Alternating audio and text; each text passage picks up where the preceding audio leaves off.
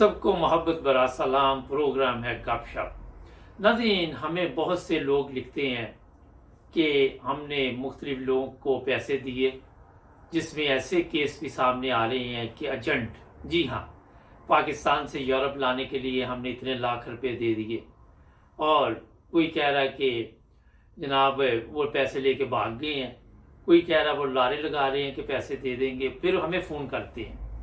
मैं उन सब दोस्तों को जो भी ये हमारा प्रोग्राम देख रहे हैं और जो नहीं भी देख रहे हैं उनको भी बता दें कि मैं कई दफ़ा इस पे प्रोग्राम कर चुका हूँ कि ये जाली तरीके के साथ वीज़े लगवाते हैं, किसी को तुर्की छोड़ के भाग जाते हैं, कोई दरिया में डूब जाता है, कोई समुद्र में डूब जाता है।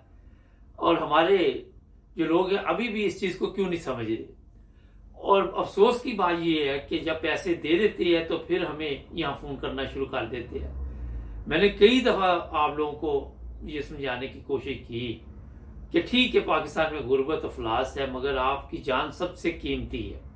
जब तक एम्बेसी से आप डायरेक्ट जाके कोई असली वीज़ा ना लगवाएं तो फिर उस वक्त तक आप कोई ऐसा काम ना करें। ऐसे ऐसे लोगों के फ़ोन आ रहे हैं कि हमारी मदद करें, हमारे प्रोग्राम करें। हम किस किस के साथ प्रोग्राम कर सकते हैं।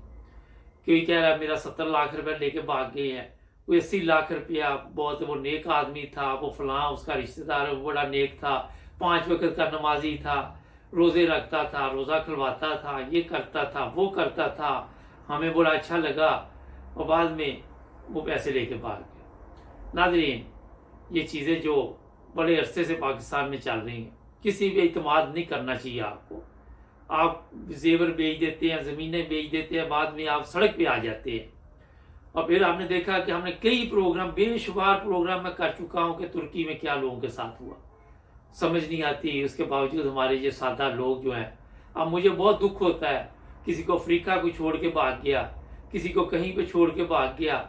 ऐसे लोगों के भी फ़ोन आए कि वो बच्चियों के साथ अफ्रीका में गए और अफ्रीका से जी यूरोप आना था, और वो बंदे ने राब्ता कायम कर दिया। जो बंदे इसमें शामिल हो 70-70 साल उम्र है उनकी, जो एजेंट बने हुए हैं, ना उनको मरना याद है, ना उनको जीना याद है, वो लोगों का बेड़ा गर्क कर रहे हैं। लेकिन हम किस किस की मदद करें। कोई यूनान में बैठा हुआ है, उस पर इल्ज़ाम आते हैं कि वो पैसे लेके ये काम कर रहा था और हमारे पैसे खा गया। कोई कहीं पे बैठा हुआ, और फिर जब उनके साथ राब्ता किया जाता है वो बड़ी बदतमीज़ी के साथ बोलते हैं।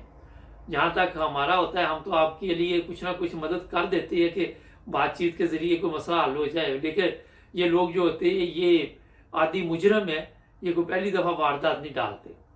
तो मैं बड़े अदब के साथ अपने सब देखने वालों को ये गुजारिश करूँगा कि इन एजेंटों से बचे, खुदा का वास्ता है।